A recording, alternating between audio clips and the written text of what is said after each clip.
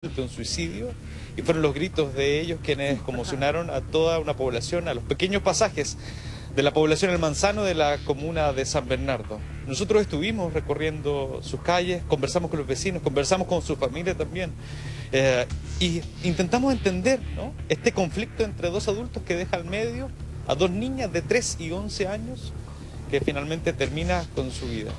Vamos a revisar esa nota y al regreso lo comentamos.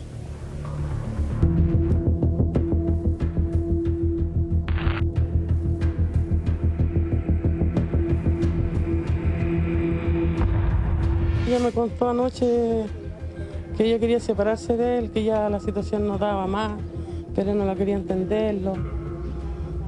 ¿Cuál está enamorado? ¿Cuál está enamorado?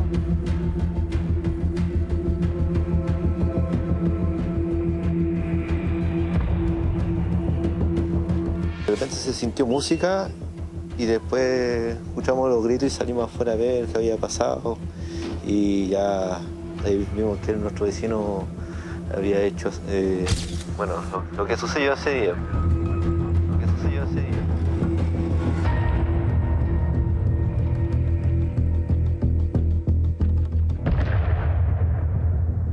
Nunca antes los vecinos del pasaje Don Bosco de la población El Manzano en San Bernardo habían vivido algo así. La noche del martes, el ruido de 3 disparos sofocados por el estruendo de la música los alertó. Algo pasaba en la casa de uno de sus vecinos. Yo estaba aquí afuera como a las 9:30 y se escuchaba bulla en la casa de nosotros, pues, música fuerte, ¿no? Y lejos después se escuchan como 3 disparos, pero nunca nos imaginamos que ahí en la casa. La rápida llegada de carros policiales y efectivos de investigaciones no fueron capaces de prepararlos para el cruento escenario con que se encontró la policía al interior de este hogar. A eso aproximadamente de las 9 de la noche, a través del nivel 133, vecinos reportaron un ruido molesto consistente en música a alto volumen y también algunos ruidos de dudosa procedencia. Aproximadamente 5 minutos después nuestro personal se constituyó en el lugar y verificó lamentablemente un hecho trágico donde se comprobó que en el interior del domicilio habían 3 personas fallecidas, particularmente un adulto de 41 años, hombre, y 2 niñas de 3 y 11 años respectivamente. Aunque la policía aún investiga los hechos, el hijo mayor de Luciano Jaque dio algunas pistas sobre lo que pudo haber ocurrido en la mente de su padre. Hizo la denuncia, fue a buscar a las niñas a mi casa.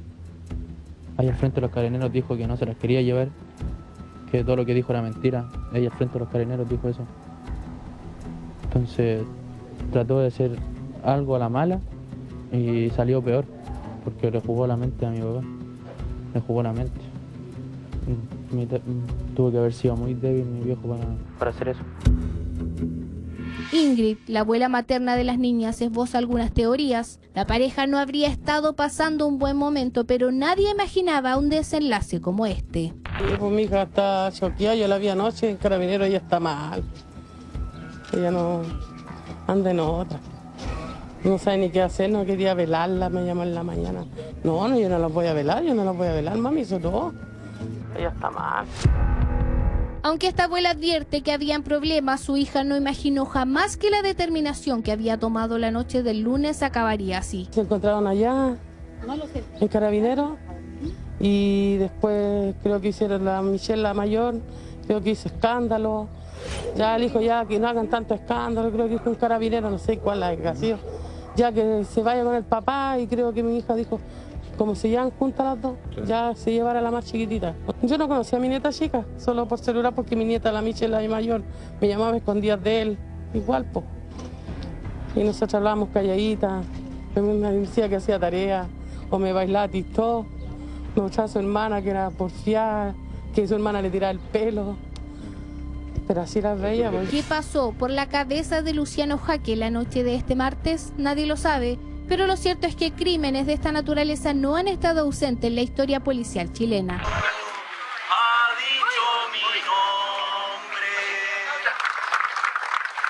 Comenzamos con la profunda conmoción que ha causado en todo el país el caso de 2 hermanos que fueron brutalmente atacados anoche en su casa de Puente Alto. El menor de solo 8 años murió y su hermano está en coma en el Hospital Sotero del Río. No hubo disparos, sino fuertes golpes y hasta ahora no hay detenidos. Hace 13 años, Janet Hernández atacó a sus 2 hijos con un martillo, hiriendo gravemente al mayor y dando muerte al más pequeño. No sé qué puede pasar, no sé, verdad no sé. Pienso, no sé qué puede pasar. Yo lo único que quiero es que mi hijo se me salve, que está en el hospital, que se salve él nomás. Aparte que se salve, es pieza clave que él vio, pues él tiene que haber visto y hable y él diga. Por semanas, la prensa chilena especuló sobre los supuestos autores de este cruento hecho. Janet y su marido eran un matrimonio sin mayores problemas ni enemigos. No habían signos de un robo en el lugar.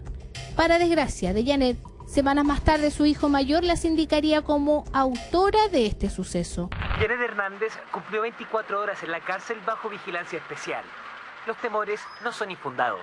El día del crimen se encontró un cable amarrado en la escala de su casa, como si alguien hubiese preparado un suicidio.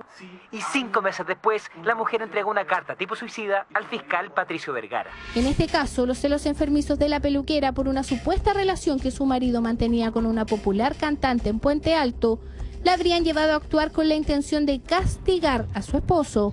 Una intención que suele repetirse en la cabeza de quienes buscan hacer daño a quienes aman.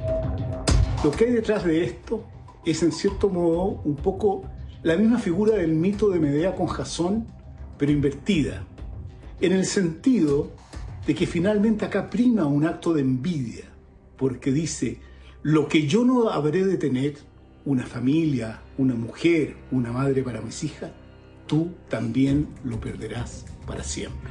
En San Bernardo el barrio está conmocionado. Luciano Jaque amaba a su familia y sobre todo a la menor de sus hijas. Nunca pensó, mamá, me decía, yo no, dijo, ¿cómo? Si adoraba a las niñas, dijo. La chiquitita mami viera su ojo. ¿Por qué, señora Ingrid? Por último, mamá me mataba a mí, dijo, pero ¿por qué las niñas? Sus vecinos coinciden en que poco se entiende lo que pasó. 8 o 9 años que llevamos aquí, bueno, para la pega, si los 3 eran buenos para la pega, ¿ya? Y él de repente estaba con sus hijos. Claro, una familia súper unida ella. Muy unida, él siempre quiso a los hijos. Eso no tengo excusa, porque siempre él venía, salía, compartían ellos con los hijos. Quizás la manera de pensar de él en el último momento que hizo lo que hizo, nosotros no podemos juzgarlo, porque no sabemos lo que pasó por su cabeza, pero sí, yo creo que querer hacerle daño a otra persona llevándose la vida de unas niñas, creo que no corresponde. Si no lo veía todos los días, toda la noche. Un hombre tranquilo. Tranquilo, ayer va a comprar papas fritas ahí, o en el negocio, los veo salir siempre, los saludo normalmente. Súper tranquilo. Un hombre tranquilo, respetuoso, preocupado de su familia, entonces igual es, no sé, raro, fuerte. Mi hija vive aquí y nunca vio nada ni sintió ninguna cosa, gente muy tranquila. La mente es muy rápida, de repente depresiones que de repente no son controladas, de repente penas que ellos tienen y uno no lo sabe, porque uno ve solamente lo ve de ida y vuelta. La policía sigue investigando los hechos. Los vecinos no logran reponerse de esta tragedia. Un padre, una pareja que no logró lidiar con un presunto quiebre amoroso y acusaciones de violencia intrafamiliar. Un desenlace con tintes de venganza que cobró 2 inocentes víctimas. Estamos impactados, afectados por el dolor de esta tragedia familiar que cobra la vida de 2 niñas, de un padre. También se está investigando qué habría llevado a estas circunstancias, una vez más, de un parricidio, ¿cierto? Uno doble en este caso, Rodrigo. Sí, claro, y quedan muchas interrogantes. ¿De dónde sacó el arma? Un hombre trabajador, tranquilo, cercano a su familia, según lo describen, pero que además tenía un antecedente. Hace pocos días atrás había una denuncia por violencia intrafamiliar interpuesta por la madre de estas 2 niñas. Pero además él había acusado justamente frente a la policía a ella por abandono de hogar. Tú lo decías muy bien, un quiebre amoroso que deja a las 2 niñas al medio y que la tarde previa al lamentable parricidio tuvieron un momento con su padre. Es más, los vecinos nos comentaban que fueron a un negocio que queda muy cerca y él les pidió que pidieran lo que quisieran, les compró los dulces, les compró algunas cosas como para poder compartir. Estuvieron esa tarde ahí hasta que él subió la música y ese es en ese momento justamente en donde decide quitarle la vida a una de las niñas. Posteriormente lo hace con la segunda. Y es en ese momento en donde él desciende el volumen de la música y se quita la vida. En ese contexto es que es encontrado por su propia familia, que llega a la casa, no tienen las llaves, y uno de los hermanos vive muy cerca, entonces van a buscar una copia de las llaves, pensando que todo estaba normal, que quizás se habían quedado dormidos. Abren esta reja y se encuentran con esta escena. Nosotros pudimos observar las cámaras de seguridad que están justamente en este pasaje. Y la conmoción evidentemente no fue solamente de sus familias, sino que de todos quienes rodean la casa, que muchos de ellos no escucharon el disparo, solamente los 3 disparos, que solamente escucharon la música y se enteraron de lo que había ocurrido al interior de esas 4 paredes, una historia totalmente inimaginada para ellos y difícil de entender también para todos quienes nos enteramos de esta noticia. Terrible, dolorosa, insistimos en ese abrazo y esas condolencias para la familia. Contarte a Rodrigo y a nuestro público que nos acompaña también Daniel Sánchez, psicólogo. Daniel, ¿cómo uno puede lograr entender una cosa así? Lo decían los testimonios, un padre que amaba a sus hijas, termina con la vida de ellas y con la propia. Daniel, no sé si hay algo que se pueda decir para poder comprender lo que ocurrió, Daniel. Sí. Tonka, te saludo, Chantal, Rodrigo también. Es difícil entender qué es lo que puede estar pasando toda vez que no hemos estudiado el caso en profundidad. No sé si lo explico bien. Puede ser el hermano, me parece que decía, mira, hizo la cosa a la mala, trató de hacerlo de una manera poco formal, digamos. Lo que nos tiene que llamar la atención, Tonka, es que estamos hablando que el año 2020 cerca de 144.000 víctimas de violencia intrafamiliar en nuestro país, 90 parricidios. Esto no es nuevo, eso es lo que quiero decir, como es terrible, es horroroso, no hay manera de lograr entender lo que pasa, así como estamos con lo del niño Tomás encima, estamos con una serie de cosas dando vueltas, pero yo me inclinaría más bien a pensar que algo debe haber gatillado en este padre una respuesta desproporcionada a la emoción que sentía, porque si te das cuenta, tal como dice Rodrigo o los testigos, da muerte a uno de sus hijos, da muerte a otro de sus hijos, y después baja la música y como anunciando lo que está haciendo por los papás y las mamás. Y en esos niños no deseados, hay muchos que sí lo son, pero los niños no deseados, el virus nos toma como un país que venía bastante dañado de lo que había pasado en 2019. Súmale a esta dificultad, a este desconocimiento de la salud mental, súmale el desempleo, la cesantía, etcétera, resolvemos conflictos pegando y gritando, como dices tú. Pocas veces lo hacemos dialogando. ¿Cómo evalúa usted estos días de cuarentena en la cisterna? ¿Siente que ha bajado un poco el flujo? Un poco sí, ha bajado. ¿Siempre la micro va así con tantas personas? Una vez menos, ahora más. No he visto la diferencia, al menos en la locomoción colectiva. ¿Le da un poco de susto a usted? No, a mí no me da susto, pero uno va a trabajar, pero supuestamente te contaminas aquí en la micro. ¿Tu familia? Si bien más avanzada la mañana se ve menos cantidad de gente en los paraderos, el movimiento es constante. ¿Las personas se sentirán seguras al interior de las micros? La verdad que no, porque uno que van llena no respeta la distancia y obviamente parece que la cuarentena no ha sido respetada. Porque la cuarentena anterior había mucho menos gente. Hay mucha gente. ¿Está embarazada también? ¿Cuánto tiene de embarazo? 6 meses. Y aún así tu jefe te pide que vayas a trabajar. No queda otra. La distancia social no se respeta para nada. La mascarilla se utiliza, pero hay personas que la utilizan de mala forma. Abajo de la nariz, o a veces abajo incluso en la pega. No sacan nada de hacer tanta cuarentena si la gente no hace caso. Se suben a las micros sin mascarilla, no tienen respeto con nada. Para constatar en terreno las medidas de seguridad implementadas al interior de las micros y los riesgos de contagios existentes en ellas, nos trasladamos a Puente Alto, la comuna más poblada de la región, cuyos habitantes en general se trasladan a otros puntos de la capital para trabajar. 7 de la mañana, comuna de Puente Alto. Soy Franco Vaso, doctor en transporte, y vamos a tomar el recorrido 712 para ver cuáles son las medidas que tienen las personas en términos de autocuidado. No nos alcanzamos a subir ni a la micro y nuestro especialista detectó un primer factor de riesgo. Esta situación que está ocurriendo acá, la verdad, es bastante ineficiente para el uso del transporte público. Si se dan cuenta, los buses están siendo controlados por parte de Carabineros y si bien esto puede tener sentido, tener un bus detenido con 100 personas no hace nada más que aumentar la afluencia en los paraderos que vienen y también, por cierto, arriba del bus. Abordamos la línea 712, cuyo recorrido que parte en Puente Alto y llega a Recoleta puede tardar más de 3 horas, pues además esta línea pasa por la comuna de Las Condes por Américo Vespucio. En este bus observamos una cantidad baja de personas, sí se está generando aglomeraciones a la bajada y eso es algo que debe tenerse cuidado. No observamos, por ejemplo, demarcaciones en el bus, lo cual puede hacer más difícil poder mantener el distanciamiento físico cuando naturalmente se generan aglomeraciones como es a la subida o a la bajada del bus. Tampoco se observa demarcaciones en los asientos para poder mostrar cuándo es recomendable que una persona pueda sentarse. Demarcación que hubiese servido a esta señora, por ejemplo, que a pesar de subir a una micro vacía se sentó cerca de otra pasajera, aunque luego nos confesó que lo hizo porque se intimidó por la presencia de las cámaras. Estamos en el recorrido 712 y uno de los principales problemas que vemos es que las ventanas no se pueden abrir.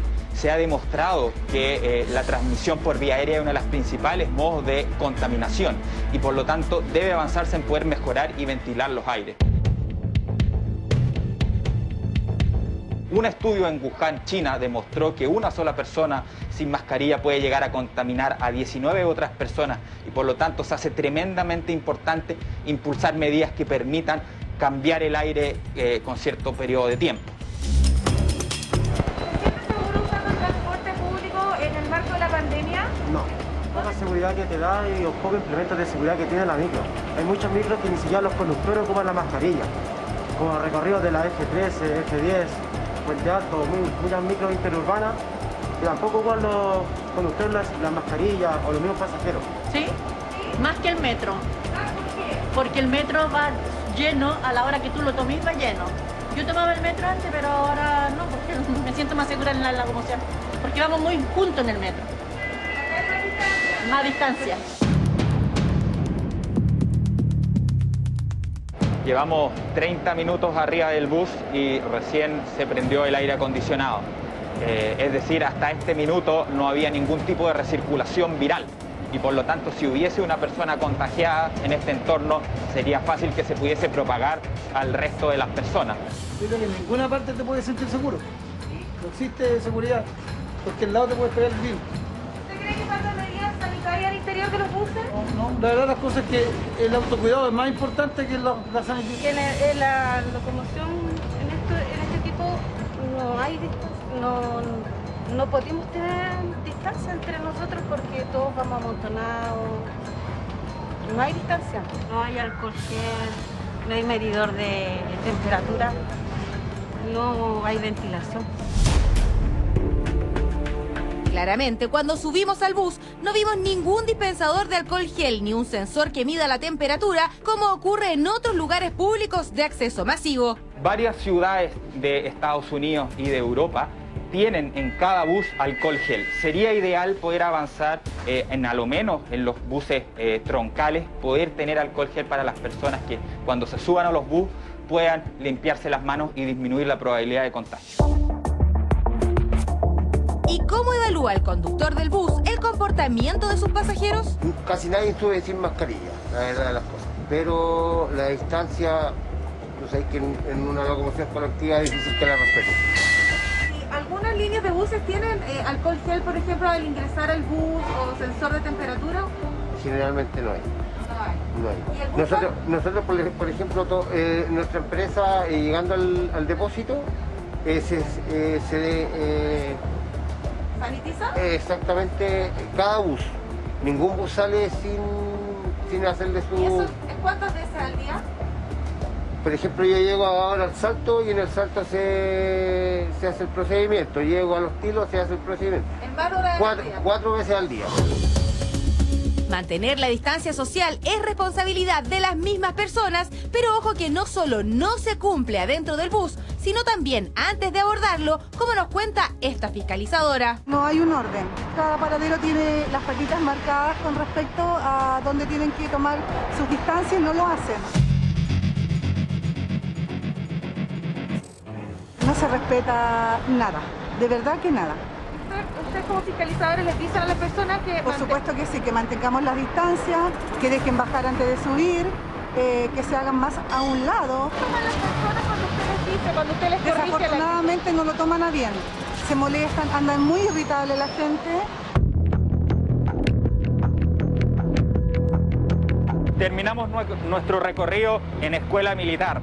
El recorrido duró aproximadamente 45 minutos y vimos una serie de situaciones que pueden mejorarse arriba del transporte público, como la posibilidad de tener recirculación del aire, la posibilidad de que hayan demarcaciones en el suelo, poder tener alcohol gel a la entrada y también apuntar a que las personas puedan mantener el distanciamiento físico cuando eso sea posible. Se observó en varias oportunidades que habiendo espacio en el bus, las personas decidían sentarse a escasos centímetros de distancia y eso es algo que desde un punto de vista del autocuidado de las personas todavía puede mejorar. Mantener la distancia, usar la mascarilla son las recomendaciones y a esta altura quizá exigencias que más se nos piden para combatir desde lo individual el avance de esta pandemia. Pero ya que estamos con la doctora, estamos contigo, Franco, quisiera preguntarte cuál es el principal riesgo o dónde encuentra uno la posibilidad de contagiarse más en las micros, en este caso que estamos hablando. Porque claro, las personas tienen que moverse, las que tienen que ir a trabajar tienen que ocupar el transporte público. ¿Dónde está ese riesgo? En el simple hecho de subir a la micro, tomarse de la manilla, sentarse al lado de alguien. ¿Dónde, Franco? Yo creo que el principal riesgo está en la recirculación del aire. Las últimas investigaciones, y así se ha dado cuenta en varias publicaciones científicas, muestran que el principal modo de contagio, más allá incluso de la superficie, tiene que ver con estas partículas que quedan suspendidas en el aire cuando una persona, por ejemplo, utiliza mal su mascarilla. Decíamos ahí en el reportaje que hay evidencia de Wuhan que una sola persona sin mascarilla fue capaz de contagiar a 19 otras personas en un bus en China. Y por lo tanto aquí la clave es, en el caso que se pueda tener las ventanas abiertas, hasta debiesen por decreto ir siempre 100% abiertas. Y eso va a ser un problema ahora cuando comience el invierno. Ya las mañanas están siendo mucho más heladas, las tardes también, lo vemos en la oscilación térmica de la jornada. La cantidad de tiempo que uno está en la micro, que las personas podrían usar la micro, por ejemplo, un viaje de 2 horas y media, ¿eso también es un problema, Franco? Sí, eso es tremendamente relevante y en ese sentido, por ejemplo, el metro tiene un punto a favor. Si bien el metro siempre presenta una mayor cantidad de personas por metro cuadrado, en el caso de los buses los viajes son más largos. Un viaje promedio en metro dura cerca de 20 minutos. En el caso de los buses, como decías tú, eso puede superar la hora. Y acá no tiene solamente que ver con las aglomeraciones, sino también tiene que ver con el tiempo de exposición al virus. Y por eso es tremendamente relevante que haya renovación de aire. En el bus en que nos subimos ayer, el 712 del operador STP, no habían ventanas que se pudieran abrir porque estaba el sistema de aire acondicionado. El problema es que pasaron 30 minutos en el cual el aire acondicionado no funcionó y por lo tanto durante esos 30 minutos fue una especie de caldo de cultivo. Esencialmente era como que fuésemos las 20 personas que íbamos ahí en una fiesta clandestina en 25 metros cuadrados. Piensa tú, un departamento de 25 metros cuadrados corresponde esencialmente a un estudio. Imagínate si hubiese una fiesta donde hay 15 o 20 personas en un departamento. Sería un escándalo y debiésemos también avanzar en obligar a los trabajadores, a los choferes de los buses a que puedan tener el aire acondicionado, pero siempre con recirculación. Es decir, que sea capaz de entrar aire nuevo y que no sea siempre el mismo aire que vaya moviéndose.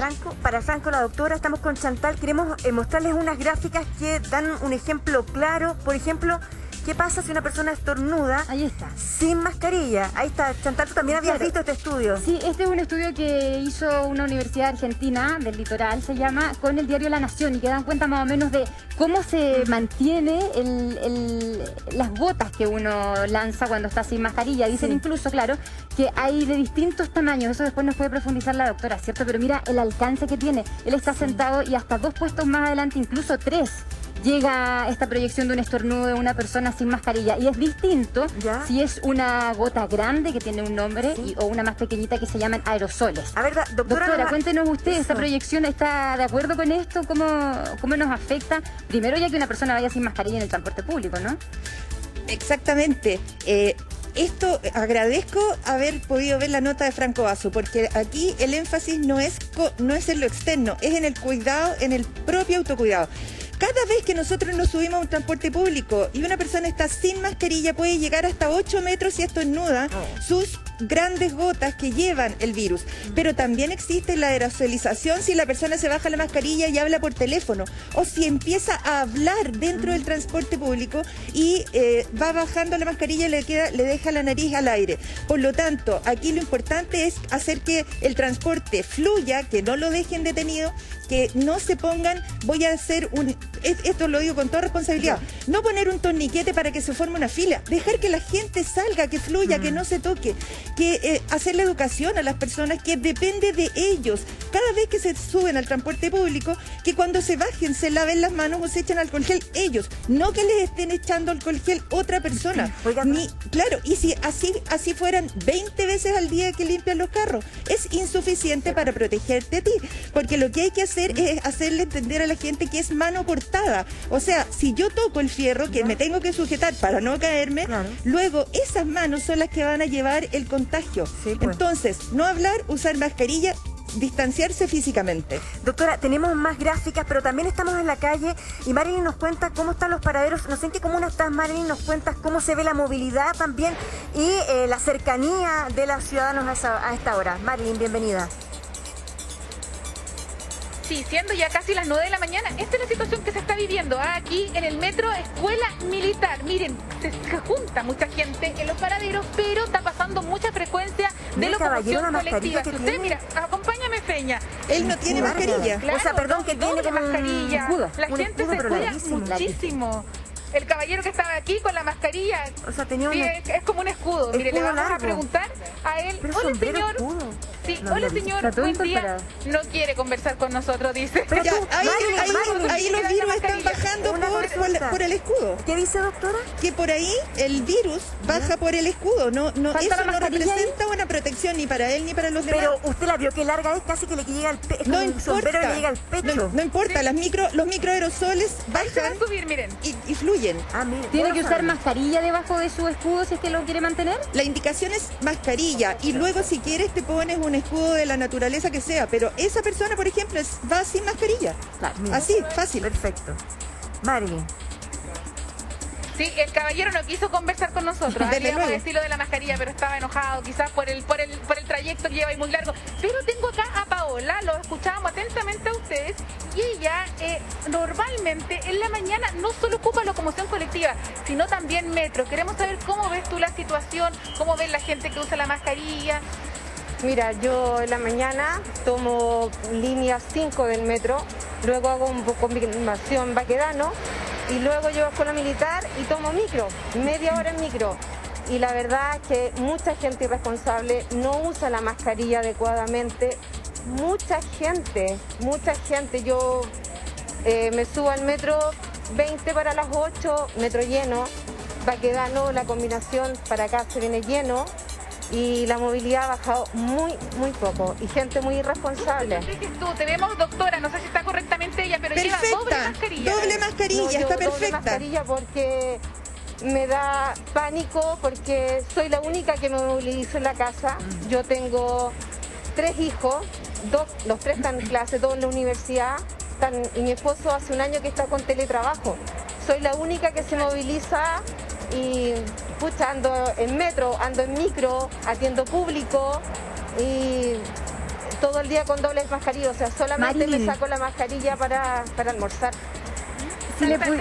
Sí, ella, si le puedes preguntar qué cuidado o resguardo toma. ¿Ocupa un asiento si es que está desocupado? ¿Se afirma de las manillas o de la barra o va limpiándose las manos con frecuencia? ¿Cómo lo hace? ¿Tiene alcohol gel acá?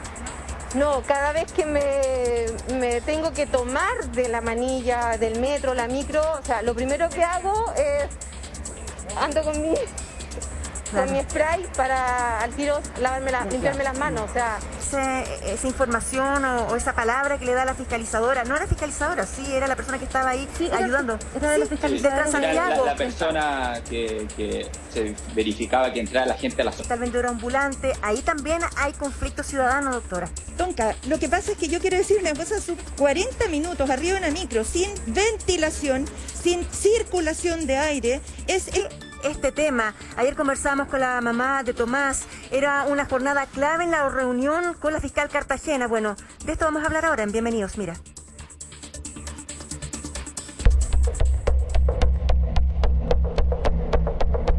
Hay más de una persona que está siendo investigada como sospechosa. La línea de investigación de intervención de un tercero incluye a Jorge Escobar y a otros sospechosos. Que no hay ninguna prueba científica y seria en contra de don Jorge. El enorme riesgo de utilizar la opinión de ciertos expertos que construyen realidades sin ningún tipo de base científica.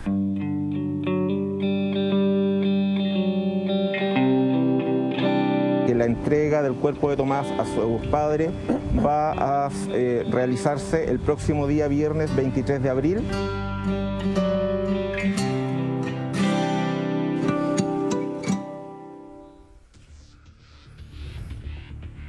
Rodrigo Pérez nos acompaña. Sí, Rodrigo, bienvenido. Un día sumamente difícil para la familia, pero atención, se ha mantenido oculto en algún lugar, refugiado, alejado de los medios. Pero hoy vamos a tomar contacto con él. Es el hijo de Jorge Escobar, quien romperá el silencio y nos contará los detalles luego de esta reunión importantísima que tenían ayer y que finalmente lo dejó sin data ni causa de muerte. Lo único que se sabe hasta ahora, Tonka, es que sí existen otros sospechosos. Bueno, dos cosas. Se va a entregar el cuerpo de Tomasito el próximo viernes, un alivio dentro de la desgracia de la familia.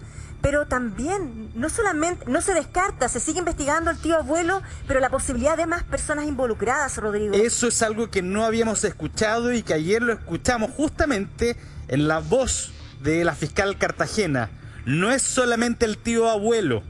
Hoy existen otros sospechosos. ¿Quiénes son? ¿De quiénes se trata? ¿Por qué son sospechosos? Eso vamos a conversar luego de esta nota, pero además, lo que es muy importante, escuchar de quién está con Jorge Escobar, cómo han vivido estos momentos, un relato que hasta ahora no hemos escuchado, que hasta ahora no conocemos, Tonka. Vamos a ver. Vamos a la nota.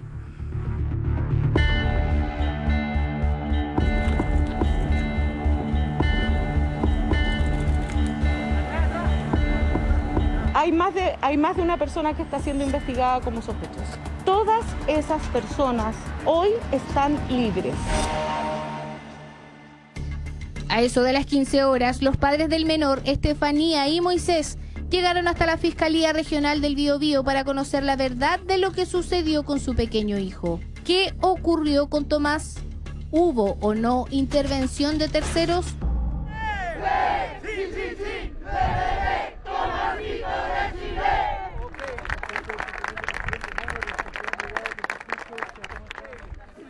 La línea de investigación de intervención de un tercero incluye a Jorge Escobar y a otros sospechosos. Si en la muerte del niño Tomás intervino una o más personas, todas esas personas hoy están libres. Que si aquí hubo intervención de terceros, yo pueda determinar quiénes son y llevarlos ante la justicia. Muy mala investigadora sería si diera pistas a esas personas que en este momento me pueden estar viendo. Efectivamente hay un histopatológico de la autopsia, un histopatológico bucal, un informe de entomología proveniente de la BOCAR y algunos otros informes más específicos que también provienen del servicio médico legal. Eso es lo que hoy día se recibió. Nosotros estábamos y seguimos esperando algunos resultados de orden científico que son los que permitirán en el futuro, no ahora, no aún, determinar causa de muerte, data de muerte y algún otro antecedente. Todo era hermetismo, incertidumbre y la prensa se agolpaba en las afueras del lugar. ¿Cuál sería el nuevo, esperado y revelador antecedente? ¿Qué arrojaron las pericias? Tras 57 días desde su desaparición y posterior hallazgo, ayer se podría conocer parte de la verdad. No hay informe final de autopsia todavía, solo son los peritajes que estaban pendientes, peritaje entomológico, histológico, de laboratorios químicos, humor vidrio y otros exámenes específicos, pero no hay informe final todavía de autopsia. Nosotros estamos trabajando con peritos de Estados Unidos y España en esta materia y apoyando dentro de nuestros esfuerzos al trabajo en esclarecer qué ha ocurrido, cuál es la causa de muerte, cuándo falleció y quién es el responsable de este crimen. Era las 17 horas y la fiscal Marcela Cartagena entregaba los primeros antecedentes sobre el contexto de la reunión. Quisimos conjugar, haciéndole justicia al dolor de estos padres, que por un lado y de la forma más rápida puedan recibir a su hijo y por otro lado, respetando los tiempos de la ciencia, podamos darle a la pregunta fundamental de cómo y cuándo falleció Tomás, tiempos científicos adecuados, justos. Lo conversé con Moisés y con Estefanía. Nos parece fundamental, y discúlpenme que así se los diga, que ellos lo entiendan, lo importante que es que este aspecto, que esta etapa del trabajo que se está haciendo, se haga con tiempo. Tras conocer los antecedentes, el defensor regional Osvaldo Pizarro, quien patrocina a Jorge Escobar, tío abuelo del menor, fue enfático al declarar que su defendido no posee vínculo alguno con lo que le habría ocurrido al pequeño Tomás.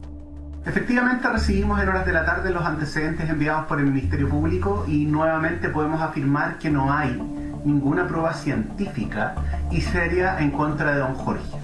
Primero, el enorme riesgo de utilizar la opinión de ciertos expertos que construyen realidades sin ningún tipo de base científica. Segundo, la confiabilidad de estas opiniones y conclusiones de un experto siempre deben derivar de conocimiento científico válido y asentado por la comunidad científica.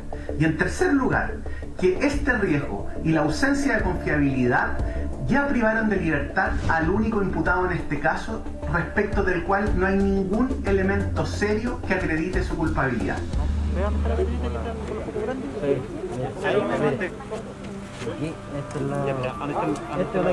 Por favor, no se olviden del tema del silencio, que es muy importante. Y otra tranca más arriba. Hay un río que no es profundo. Arriba y otra tranca más. También hay un río. Casi 2 meses han pasado desde que Tomás desapareció en un predio agrícola del sector Raqui Bajo, a unos 2 kilómetros al norte de Caripilún, donde vivía con su madre. Las declaraciones de la fiscal Marcela Cartagena dejaron ver que pese al tiempo que el cuerpo ha sido periciado, los resultados aún son inciertos. Ese informe establece datos que a nosotros nos han parecido aún preliminares, razón por la cual ya hemos, y lo mismo se les fue informado a la familia, hemos decretado una pericia entomológica universitaria para poder ampliar un poco las conclusiones que aparecen en el primer informe entomológico, que no nos satisface del todo, sobre todo desde el punto de vista de la base científica de sus conclusiones. De tal manera que estimamos necesario abrirnos a una conclusión más amplia y de un nivel algo mayor, sin, por favor, y que no se entienda que menospreciamos lo que hemos obtenido, sino que queremos tener mayor información y información con mayor fundamento científico. ¡Queremos justicia! ¡Queremos justicia! ¡Queremos justicia!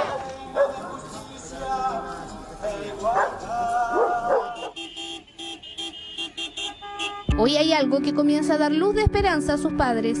La Fiscalía reveló la fecha en que el cuerpo del pequeño sería entregado. Solo compartir con ustedes que la Fiscalía Regional ha dispuesto que la entrega del cuerpo de Tomás a su padre va a realizarse el próximo día viernes 23 de abril. Tenemos un plazo, todos los intervinientes, un plazo tope hasta este viernes al mediodía para solicitar o proponer diligencia, y la entrega del cuerpo se verificaría la próxima semana, el día viernes. Un dato concreto que rompe el silencioso proceso que se llevaba a cabo hasta ahora. Aún falta por conocer muchos más antecedentes para resolver el gran enigma en torno a la muerte del pequeño Tomás. 56 días de incertidumbre que tenían su esperanza en la reunión de ayer a las 3 de la tarde. Sin embargo, salen de esta reunión minutos después sin data ni causa, Tonka.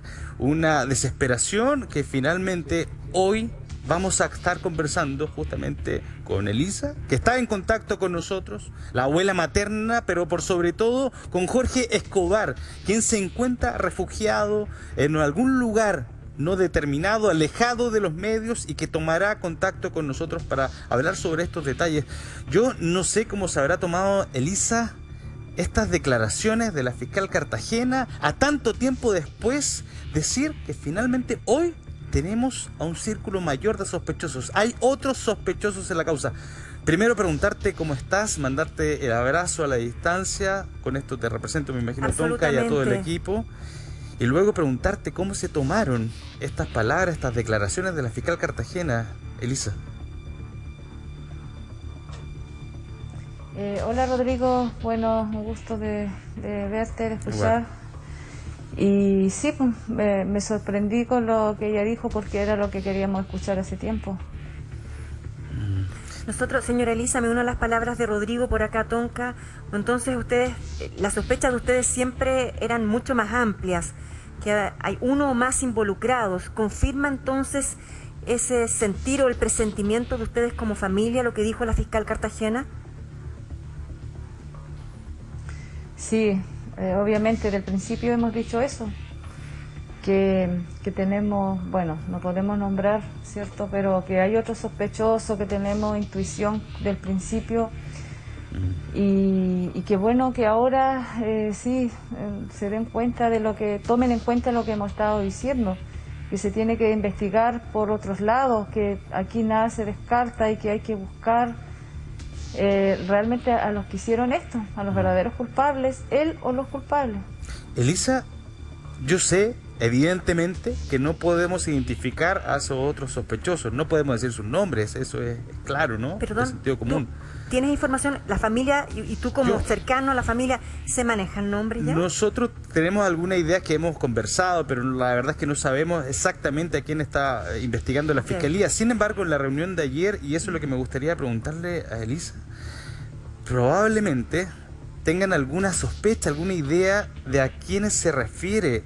¿Se refiere a más integrantes de la familia, la fiscalía? ¿Se refiere al círculo cercano? ¿Se refiere a los otros vecinos de la localidad? ¿A quiénes crees tú que está apuntando hoy la fiscalía, Elisa?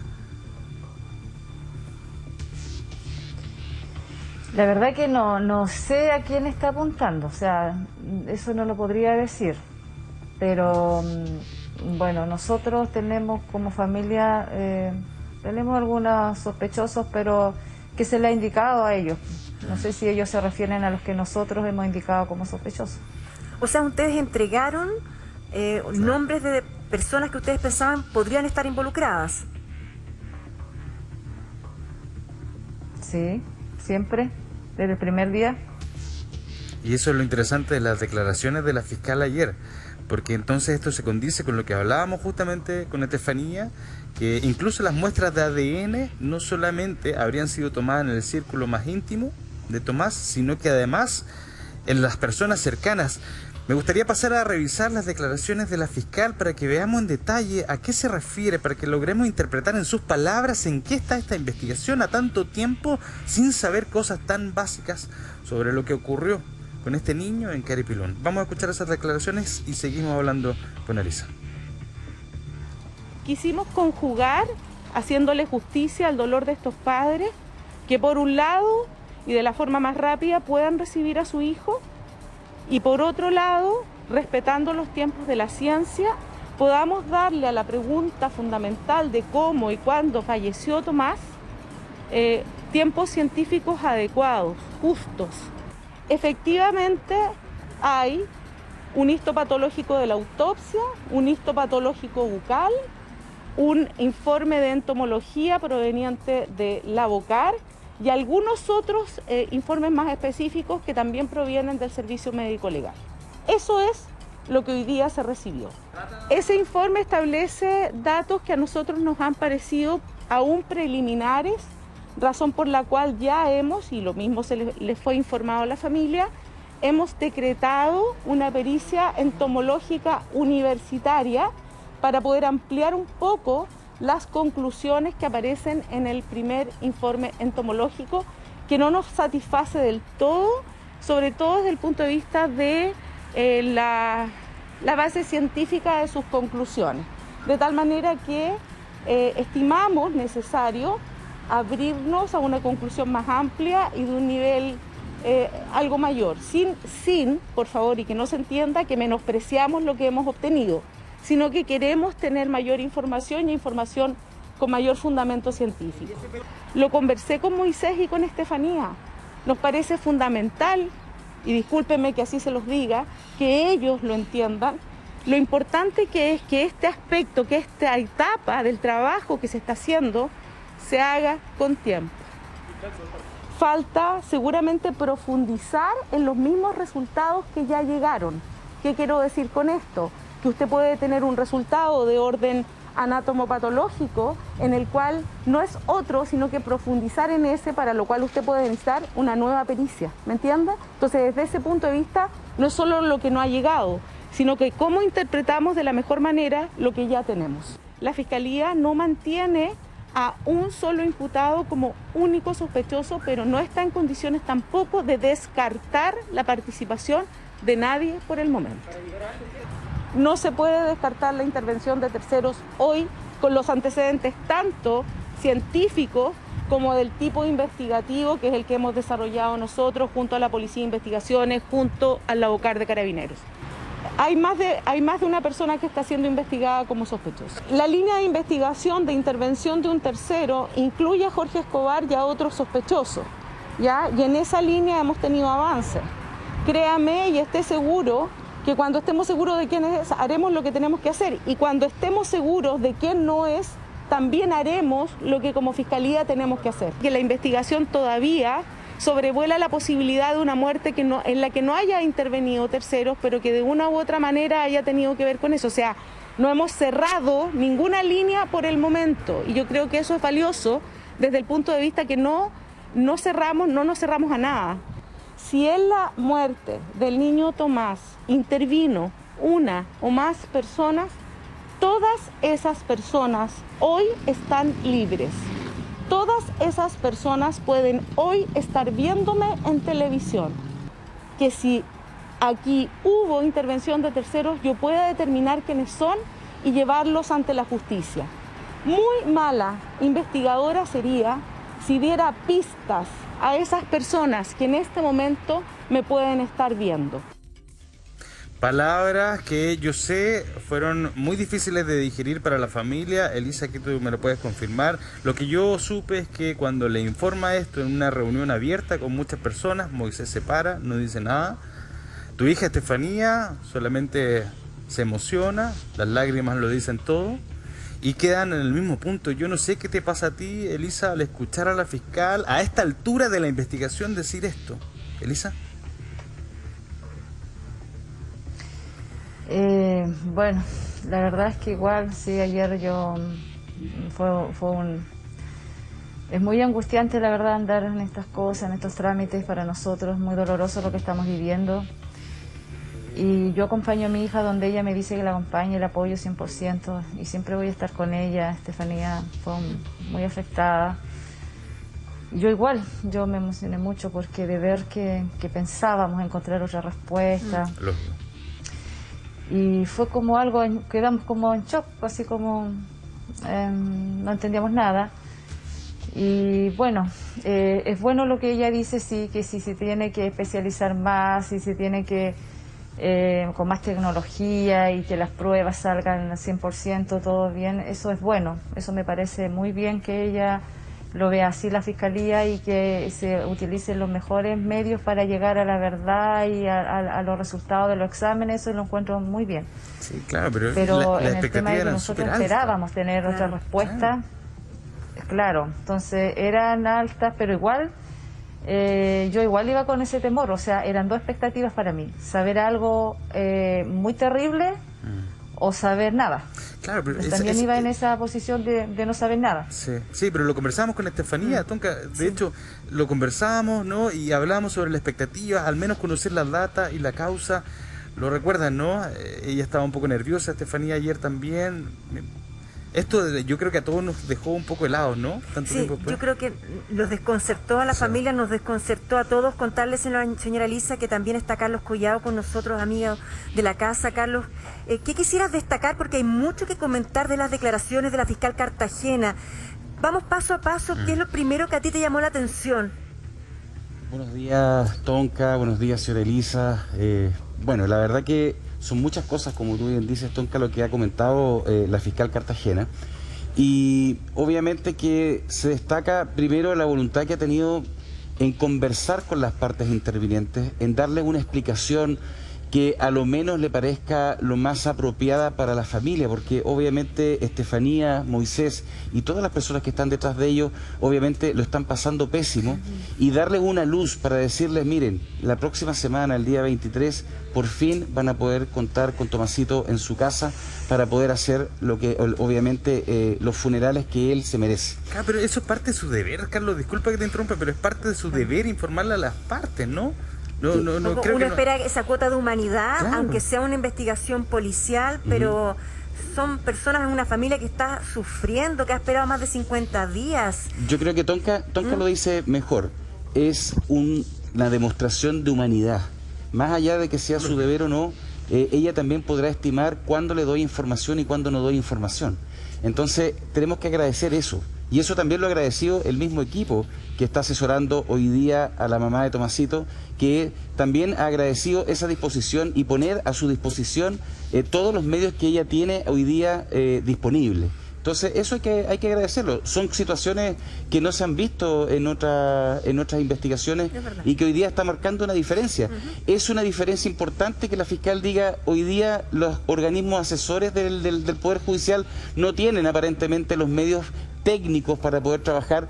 Entreguémosle esta responsabilidad, por favor, y nos ayuden a la universidad. Carlos, discúlpame, te voy a interrumpir nuevamente, porque yo creo que la gente en su casa se preguntará: en el caso de Tomás, estamos todos pendientes, hay un país entero detrás, hay niños desaparecidos todos los días, Carlos. ¿Sí? Y resulta que en ningún lado vemos un operativo tal con el ejército, policía de investigaciones, bomberos, incluso imágenes satelitales. Así es. Entonces uno se pregunta, si en el caso de Tomás, a pesar de todo esto, van 56 días desde el hallazgo y tenemos respuestas como estas, yo no sé qué es lo que se esperará una persona, un padre común y corriente, que se le desaparece a su hijo, para poder exigirle entonces a la justicia y a la fiscalía a que haga la investigación.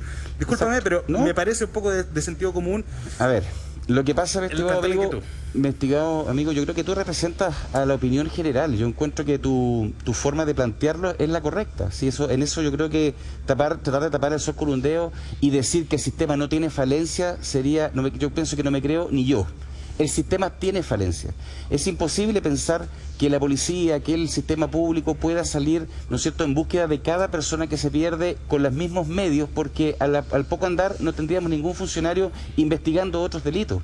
Los recursos lamentablemente son limitados y obviamente que se hace lo que se puede. En este caso, y no te olvides, no pierdas el foco, que se habló en primera instancia de una presunta desgracia. Claro. Por lo tanto, la idea, y obviamente que impactó en la opinión pública, que fuera un menor de la edad que tenía Tomasito y que podía estar ahí a la intemperie, y es por eso que se ha movido todo lo que se movió. Carlos, pero para Rodrigo, para Carlos, para la señora Elisa, también tiene información, o sea que esta semana entran otros peritos a trabajar, a desglosar la información que ya se tiene. ¿Qué es lo que va a pasar esta semana, Rodrigo? Claro, así es. De hecho, le dieron el rango, ¿no? El plazo hasta el día 23 justamente para que entraran los peritos privados, y aquí Elisa, yo creo que nos puedes complementar la información. Yo me imagino que por un lado están un poco más tranquilos porque al fin van a poder despedirlo, pero por otro lado asustados de la premura de estas pericias que de aquí al día de viernes tienen que realizarse. No sé qué opinas tú, Elisa.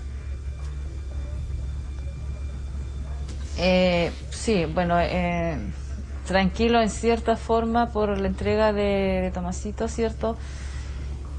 Pero igual esperamos que estos días que quedan hasta el 23, don Pedro pueda hacer las pericias conforme y de buena forma. No sé si es poco tiempo o es un buen tiempo. Confiamos en él y su equipo que hará lo correcto. Ahora es interesante detallar, Rodrigo, que ¿por qué se produce que ya se pueda liberar, ¿no es cierto?, el cuerpo de Tomasito? Es porque existen también la cantidad de muestra biológica importante para seguir con nuevos exámenes, claro, sin necesidad de ser extraídas nuevamente del cuerpo de Tomasito. Claro. Entonces, por eso se puede seguir trabajando y se podrá seguir realizando otros exámenes que sean necesarios. Bueno, el abogado Pedro Díaz también hizo sus declaraciones con respecto al caso, Rodrigo. Sí, claro, de hecho habló con Marilyn Pérez. Tenemos sus declaraciones y es importante escucharlo porque nos habla sobre interesantes antecedentes. Vamos a escuchar esas declaraciones y al regreso vamos a seguir con Elisa, pero además, yo les dije, con Jorge Escobar, hijo, está justamente en un lugar indeterminado, va a tomar contacto con nosotros, quiere hablar con nosotros, quiere contarnos qué es lo que está pasando al interior de esa casa, cómo están. Vamos a escuchar esas declaraciones. Ayer fue un día importantísimo en el caso Tomás porque ya se fijó fecha para la entrega del cuerpo de este pequeño de 3 años y medio. Es por eso que estamos aquí con su abogado, Pedro Díaz, que nos va a contar. Abogado, buenos días. ¿Qué fue lo que se le dijo ayer a la familia en la reunión? Se le entregaron informes, al parecer, ¿o no? La fiscal se refirió en algunos términos muy vagos respecto de las pericias que nos hizo llegar a cada uno de los intervinientes en la tarde a través del correo electrónico. Y en esa oportunidad lo que ella hizo referencia y que de alguna forma hay que decirlo, digamos, y ella también lo dijo ayer, es que no le pareció los resultados, no le dio una satisfacción los resultados de la pericia que hizo la OCAR. Por lo tanto, esa pericia la iba a solicitar a la Universidad de la Frontera. Una de las noticias importantes para los padres, especialmente para la madre que está muy complicada, el día 23 será entregado al cuerpo para que, en definitiva, se realice todo lo que corresponde a la sepultura de Tomasito. ¿Qué pericias van a pedir ustedes extra? Los informes no dicen, se concluye que la data de muerte es de tal rango, no se concluye así, sino que los informes dan a entender y lo que entregan son resultados. La data de muerte que se entregó al principio yo la puedo colegir solo de la querella, de las querellas presentadas y de la formalización, que ello habla de un homicidio calificado y atribuible a una persona. Eso se está diluyendo día a día con los resultados de los exámenes. ¿Pero varía el informe entregado por la abogada?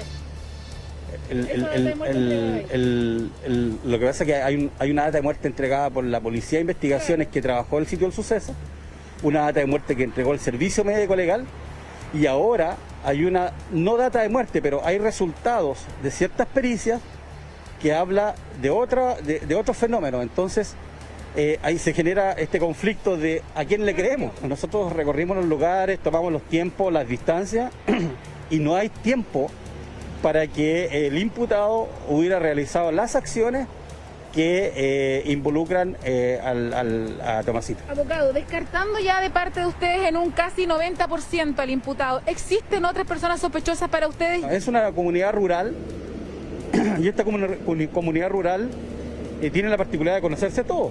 Entonces es mucho más fácil poder determinar, digamos, a quién le podemos pedir declaraciones y a quienes hace ruido el hecho de haber estado en algún lugar el día de los hechos. Cada día aparecen más personas que podrían saber algo. Abogado, hay una persona clave que lo dice, uno de los testigos, que es un camionero que ve a cierta persona con ciertas características, está en la carpeta. Esa persona, a su juicio, para usted, tiene que volver a ser entrevistada, ya fue ubicable, no el testigo clave, sino la persona que ve el testigo clave. Esa es una diligencia que está en proceso. Hay bastantes piezas de la carpeta que están reservadas por la Fiscalía, me parece pertinente. Esas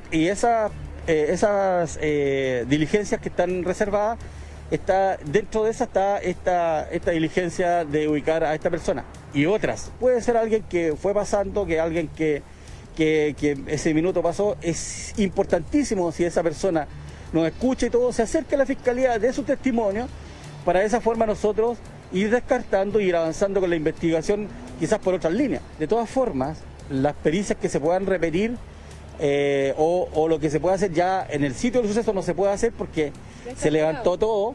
Entonces, más que alterado, fíjese que el sitio del suceso, donde fue el sitio de hallazgo, por darle un nombre específico, ese lugar no está muy alterado. Nosotros ya solicitamos 2 pericias y creo que vamos a realizar una este fin de semana. ¿Cuál sería esa pericia? Es una pericia fotográfica que vamos a realizar a Tomasito y que nos permitiría establecer o revelar ciertas hematomas o ciertas lesiones que no son visibles al ojo humano, con una cámara que tiene unos filtros especiales, y de esa forma también nosotros aportar a esta investigación que está realizando los forenses. Mira, no hay lugar a dudas de que efectivamente el sitio de hallazgo, en donde se encontró a Tomasito, él no pudo haber llegado ahí solo. Entonces, necesariamente hay intervención de terceros en ese lugar, a lo menos. Intervención de terceros, nosotros lo hemos escuchado muchas veces, lo escuchábamos en la voz de Pedro Díaz. Ahora yo me pregunto, a esta altura del partido, ¿qué importancia o cuál es la relevancia, por así decirlo bien, de una pericia fotográfica? Carlos quizás nos puede ayudar. ¿Realmente esto nos puede aportar otros datos, antecedentes que no sabemos hasta ahora? Sí, la verdad que mira, todas las pericias ayudan y sirven al proceso. Esta nueva tecnología, este nuevo aparato técnico va a tratar de establecer si es que el cuerpo del menor sufrió alguna intervención directa de terceros, que es lo que hoy día no se tiene, para poder saber, porque hoy día el primer fiscal se aventura al decir, aquí tenemos un homicidio y le pone el apellido, homicidio calificado, pero no tiene ninguna evidencia que sea científica sobre el cuerpo del menor que pueda sustentar eso, y de ahí para adelante se cae todo lo que sigue. Es solamente decir que el abogado Pedro Díaz hace una diferencia para todos los que estamos conversando acá. Habla del sitio del hallazgo, no el sitio del suceso. Mira, y lo que deja eso, ¿verdad? Y deja claro lo mismo cuando nosotros hemos escuchado a la mamá, a la señora Elisa. Es imposible que el pequeño haya llegado solo a ese lugar. Claro, exactamente, claro. Pero mira, todas esas dudas que tú tienes son extremadamente importantes de establecer, porque hoy día se ha trabajado sobre la base de la declaración, ¿no es cierto?, de la última persona que tuvo contacto con el menor, que lo ubica y dice, este es el UPA, ¿no es cierto?, que lo hemos nombrado tanto. Claro. Pero esa versión, obviamente, hoy día debe estar siendo contrastada con estas imágenes. Hay fotografías satelitales, hay fotografías, de la maderera, ¿no es cierto?, que estaba ahí en el sector, para tratar de ubicar en ese horario, a esa hora, y poder ir estableciendo de ahí en adelante todo lo que se da. Ahora, para que la gente entienda lo que están viendo hoy día el programa, no es tan simple establecer una causa de muerte o una data de muerte, porque eso es una interpretación de fenómenos cadavéricos, porque no se meten los datos a una computadora y te sale un papelito que dice tantos días. Tú tienes que interpretar conforme a los fenómenos cadavéricos que tú tienes. Por eso esa determinación en el sitio del suceso a veces es un poco más certera, pero no es simplemente la ley, porque después hay que meter todos estos exámenes histopatológicos y todo lo que viene después, porque hay cosas que el ojo humano a simple vista no va a ver. Y podrían haber 2 interpretaciones después de ver un mismo examen. Exactamente, porque hay herramientas que va a utilizar un profesional que son distintas a las que está utilizando otro, pero tienen que ser complementarios. El problema es que si son demasiado disímiles, ahí donde va a haber un problema serio. Ya. Mira, Elisa, yo creo que aquí hay un diálogo importante. Yo sé que muchas veces por el contexto se han alejado algunas posturas. Jorgito, como tú lo conoces bien, está con nosotros. Está en un contacto telefónico. Está él con tu hermano, a quienes ustedes han estimado desde el día 1 que no tienen más responsabilidad que haberlo dejado solo mientras iba a buscar los animales. Tenemos a Jorge, en contacto telefónico ahora para preguntarle cómo está, para preguntarle, me imagino yo que ustedes lo querrán de vuelta a la casa. Quiero partir por saber, Jorge, cómo estás tú y cómo está tu padre hoy, luego de haber escuchado las declaraciones de la Fiscalía. Jorge. Hola, buenos días. ¿Cómo estás? Aquí, no sé cómo interpretarlo, cómo nos sentimos nosotros, con pena, rabia, nos sentimos con las manos atadas sin poder ayudar en algo. ¿Cómo está tu papá? ¿Cómo está don Lalo? ¿Cómo está don Jorge Escobar? Mi padre está con mucha pena. Desde el primer día que pasó esto, con mucha pena. No sé qué más puedo decirte de él. Jorge, ¿ustedes pensaban que las declaraciones de la fiscal y las iban a sacar a tu papá de la investigación? Porque pasó todo lo contrario. O sea, no descarta a terceras personas, pero sigue manteniendo a tu padre como una figura a investigar dentro entonces de este proceso. Sí, mira, yo desde el primer día he pensado que siempre he dicho que mi padre es inocente, y lo mismo de toda mi familia que vivía en el entorno de Tomás ahí en esa casa. Yo sé que todos son inocentes y nadie tiene nada que ver con la muerte del Tommy.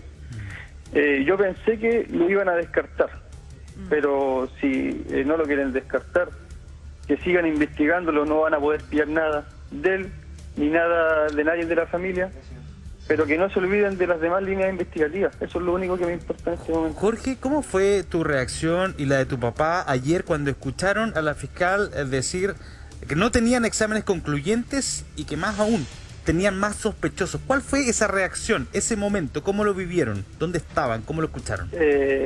Bueno, estamos...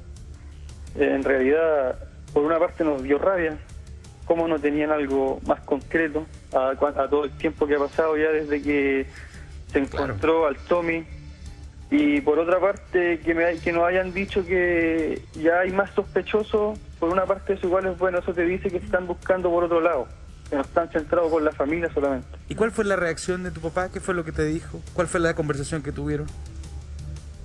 No, con mi padre conversamos y dijimos, yo le dije que tuviera calma. Bueno, uno le pide tranquilidad a la gente en este momento, pero es difícil. Es difícil tener calma con toda la incertidumbre que tiene uno, con toda la pena y con toda la rabia, es muy difícil. Lógico. Pero hay que dejar que la justicia haga su trabajo, ¿no? Empezó con muchos errores, pero yo creo que ahora se están arreglando las cosas y que se están empezando a hacer bien. ¿Y tu papá qué te decía cuando tú le pedías calma?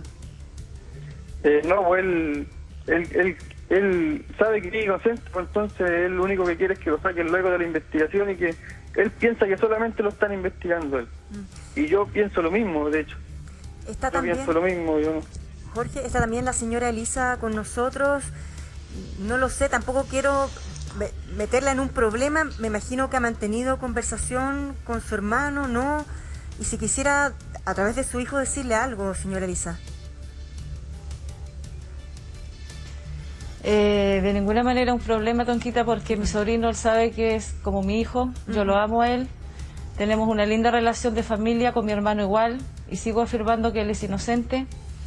Y tengo comunicación con ellos porque son mi familia, es la familia que yo amo y que siempre voy a apoyar. Así es que él sabe lo que yo siento, mi Jorgito, que los amo y los apoyo, y que de esta vamos a salir, que confiamos en esta justicia a pesar de los errores que se cometieron, como dijo él. Creemos en la señora Cartagena, que está haciendo bien su trabajo. Confío en ella como madre, como abuela, me imagino que es, como mujer, que se ha tocado el corazón y que haga las cosas bien. Confío en un equipo de don Pedro, 100%, y que hagan las cosas bien, como que por favor investiguen a más personas, que investiguen cómo son las cosas, y que por favor hagan su trabajo bien. Eso es lo único que pido a la justicia. Elisa, ¿y ahí usted ha notado un cambio de lo que fue inicialmente la postura de la Fiscalía a la condición, la situación, la cercanía, la acogida de la fiscal Cartagena hacia ustedes?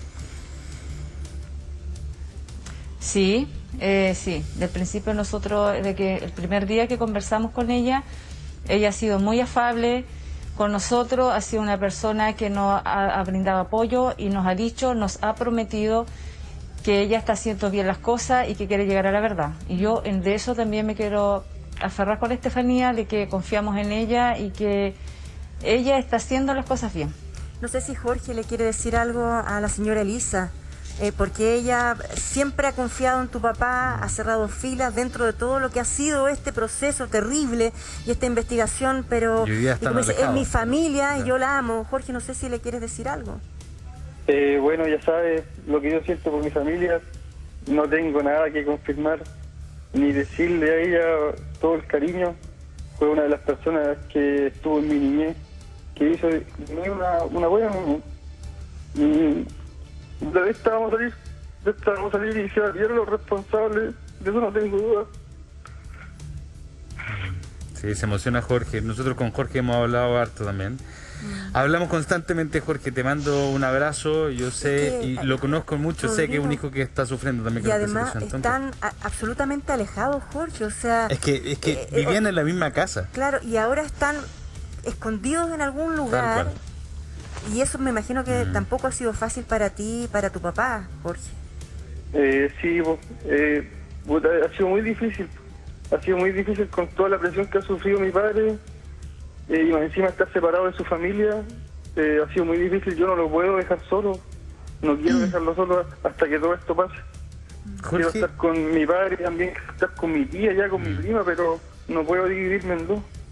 Jorge, ¿qué es lo que más echa de menos de eso? De estar en una familia, en una vida tranquila, siento esto. ¿Qué es lo que más echa de menos? Las risas de ellos.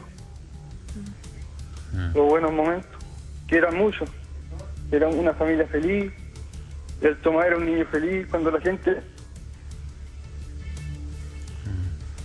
Tómate tu tiempo, Jorge, respira, te vamos a esperar, continúa cuando puedas, te esperamos en silencio para que puedas retomar la conversación. Sí, claro, retoma fuerza, Jorge. Sí. Yo sé que has estado sufriendo desde el principio, te agradezco este contacto porque sé que no lo haces.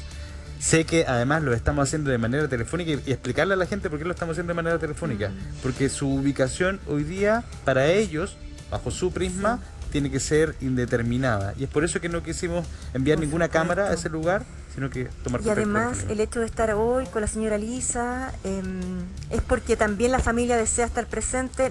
Nosotros nos hemos puesto a disposición, Rodrigo, tú particularmente, a todo lo que desee la familia para estar presente en los medios y que tenga fuerza esta investigación. Lógico, y he sido testigo también de eso. Con Elisa estuvimos al teléfono, de hecho, cuando estuvo detenido, la misma noche, la primera noche que fue detenido, de hecho. Me imagino yo que se echa mucho de menos en la casa. Yo creo que vamos a estar disponibles hoy día, más adelante, pero hay muchas dudas que también quiero resolver ahí con Elisa. Queremos escuchar a la señora Elisa, estamos con las declaraciones de la fiscal Cartagena, del abogado Pedro Díaz, está Jorge con nosotros, queremos seguir escuchándolos y ver cómo podemos apoyar esta investigación, haciendo esa presión mediática. Vamos de regreso, bienvenidos, acompañando a la señora Elisa, que está con nosotros desde Carilpilún, hablando del caso de su pequeño nieto. Está Jorgito también al teléfono y Carlos Collado en esta conversación, desglosando las palabras de Pedro Díaz, abogado de la familia, y también de la fiscal Cartagena. Sí, y aclarando las dudas, ¿no? En este caso, y me gustaría preguntarle a Jorge, todos escuchamos sobre un mapa, el mapa que la fiscalía utilizaba como parte de la planificación de lo que había ocurrido con Tomás. Sin embargo, yo lo hablé con Jorge. Jorge, tú dibujaste el mapa, ¿no? ¿Me puedes explicar en qué contexto fue? Porque eso nunca lo hemos hablado contigo y me gustaría que se lo aclarara a la gente. Bueno, en primer lugar el mapa lo dibujé yo. Me lo solicitó una persona para unos rescatistas. Y solamente el mapa decía el recorrido que había hecho mi papá con el Tommy y en dónde se habían separado. Ya, y solamente parecía eso. Ya, y explícanos eso, porque justamente ese era uno de los argumentos que explicaba el fiscal José Ortiz, que justamente este mapa que tenemos en el video wall, que fue dibujado por ti, no había sido entregado. Sin embargo, decían que era para ayudar en la búsqueda, pero fue encontrado en la casa. Explícanos por qué fue encontrado en la casa y no había sido entregado. Bueno, ese día cuando yo dibujé el mapa, dejé ¿cómo que se llama? Se lo iba a entregar a la persona y le dije que lo tenía. pero no fui a dejárselo a ella. Esa persona tenía que pasar a buscarlo a la casa. Perfecto. Y no pasó. Y entre medio de eso entonces llegan a la casa. Claro, y justo después llegó la policía de investigación y encontró el mapa en la cocina, porque decían que había sido en la pieza, pero el mapa yo dejé la carpetita, ese cuadernito como libreta, lo dejé en la cocina. Y ahí lo pillaron. ¿Y en qué minuto, señora Lisa, este mapa que hace Jorge, que dibuja Jorge, los indican a su hermano, a don Jorge Escobar, como el autor del mapa? ¿En qué minuto pasa de Jorgito a su papá? Mire, la verdad es que yo del mapa, de ese famoso mapa, me enteré después. Yo no tenía idea de que habían hecho ese mapa, que Jorgito lo había hecho y que estaban hablando de un mapa, no recuerdo. ¿Te escuchamos, Elisa? Sí. Sí, yo de verdad me enteré, no sé si fue en una declaración que me tomó PDI y me preguntó por ese famoso mapa, que yo no tenía idea, o no sé de dónde yo escuché ese rumor de mapa, y yo dije, ¿qué mapa? Y después veía que estaban inculpando a mi hermano, que le hablaban de un mapa, no sé. Siempre me pareció extraño y me vine a enterar después de muchos días, cuando Jorgito me explicó el famoso mapa. Yo decía y pregunté, ¿qué mapa? ¿De qué están hablando? Y ahí él me dijo que había hecho ese mapa por unos rescatistas, que después ni siquiera lo pasaron a buscar y que se armó ese tremendo lío. Y de verdad, no sé por qué el fiscal se tomó siempre de ese mapa para culpar a mi hermano y fue un mapa para dárselo a los rescatistas. Pero Jorge, a ti te preguntaron, el mapa lo hiciste tú, cuando tú te enteraste que decían que tu papá había hecho... Cuéntanos.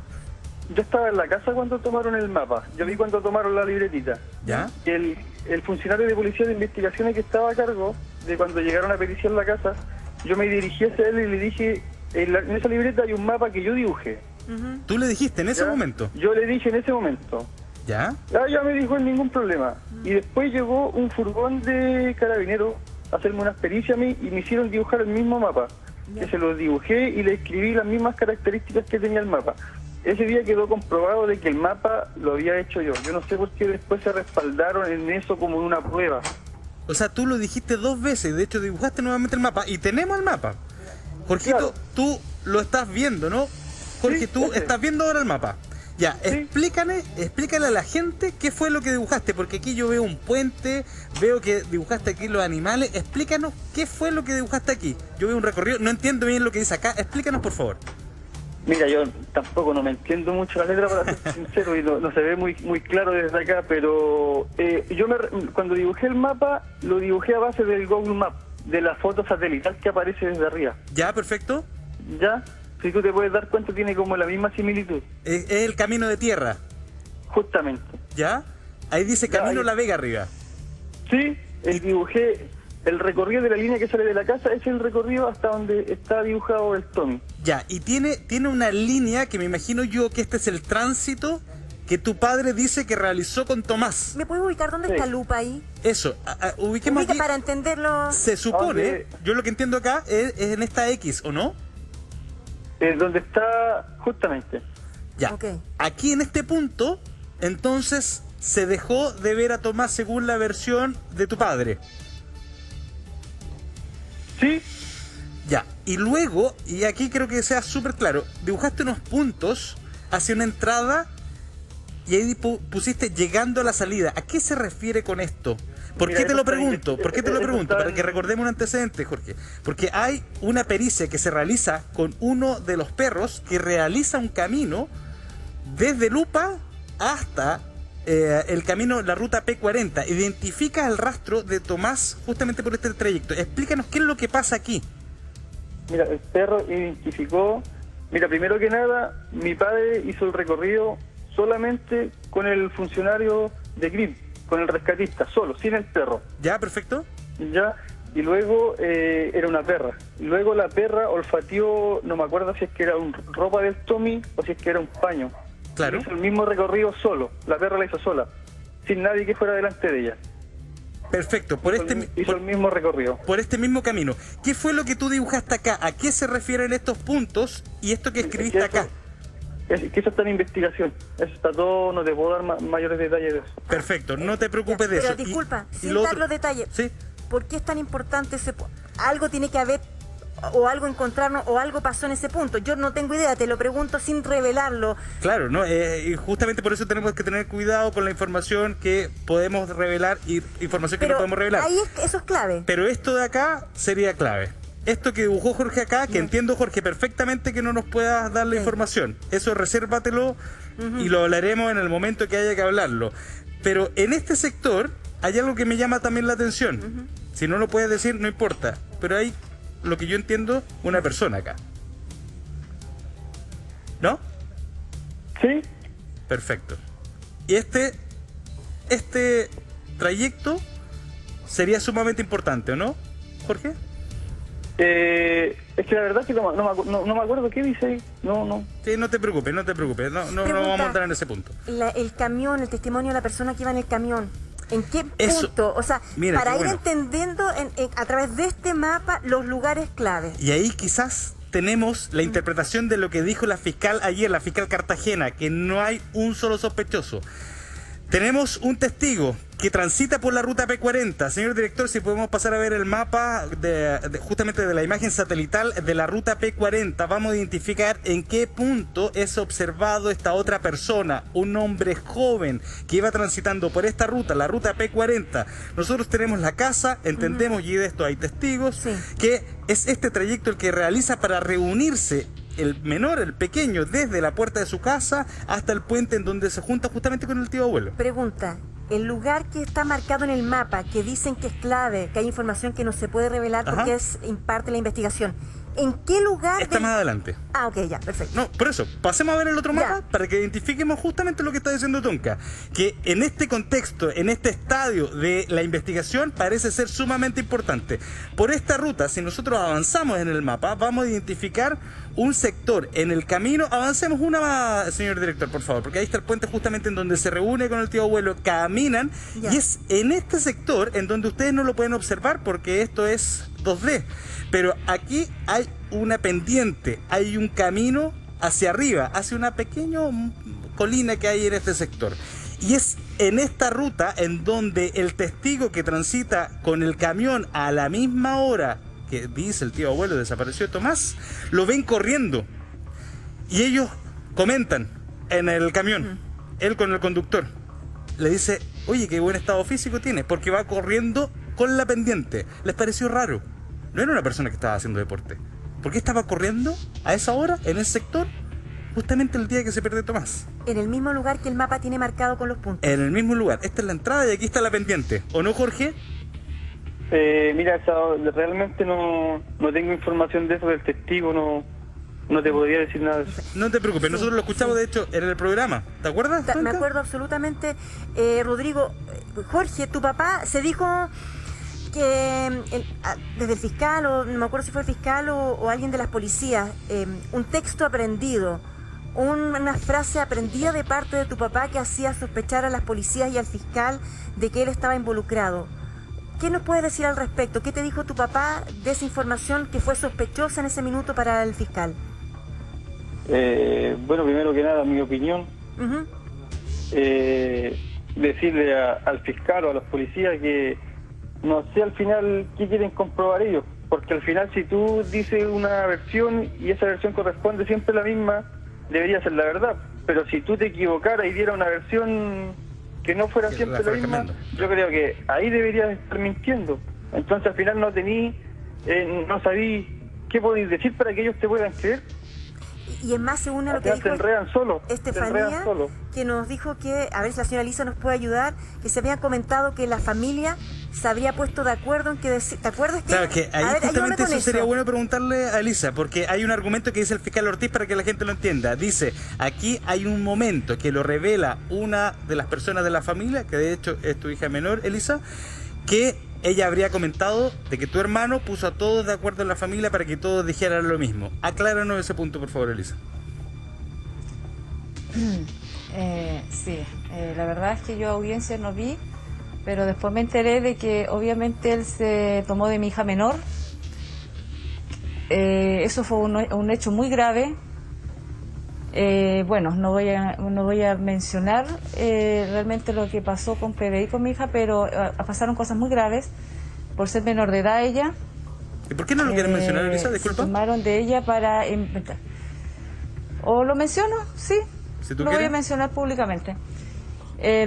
Sí, por supuesto. De partida, mi hija menor, nosotros no dimos ninguna autorización como padres para ser entrevistada por la PDI. ¿Es menor de edad? Tampoco ninguno de los dos es menor de edad y tampoco la acompañamos, no nos pidieron que la acompañáramos, ¿cierto?, para que pudiéramos estar presentes en esa entrevista. Perfecto. Tercero, pasaron cosas con los funcionarios que la entrevistaron, que la intimidaron, le hicieron preguntas no adecuadas a una niña menor de edad. Disculpa, te voy a detener ahí un segundito, Elisa. Tomándola como... ¿A qué te refieres con la intimidaron? La trataron súper mal, muy mal. Pero la intimidaron. La ¿con encerraron en una oficina. ¿Ya? Con la mirada y tratándola de que ella sabía algo y que tenía que hablar, porque si no iba a ir presa toda la familia y mi mamá, que está postrada, iba a quedar sola. Así, tal cual. La amenazaban constantemente de que, sí, de hecho eso está ya en conocimiento de la fiscal y todo. ¿Ya? Es más, a mi hija se le va a tomar nuevamente declaración, porque esa declaración que hizo mi hija está nula. No sirve porque la señora fiscal, la señora Marcela Cartagena, nos tuvimos una reunión con el papá de María Paz y yo para pedirnos ella disculpa del error que cometió PDI. Es más, a ella también le tomaron el teléfono, que se lo tienen, y tampoco sin autorización nuestra como padres. Señora Elisa, y ahí se tomaron... Continúe, por favor, continúe. Y de esas declaraciones que mi hija dice que ella no hizo, que tampoco le hicieron leer la declaración, solamente que la firmara. ¿Ya? Y lamentablemente, yo lo digo ahora porque yo me he venido enterando de hace muy poco de lo que pasó, porque María Paz tampoco nos dijo, porque ella no me quería dar más problemas de los que ya teníamos con la... Claro. Ay, sí, no, pero adelante. No se preocupe. Y también yo hice el reclamo,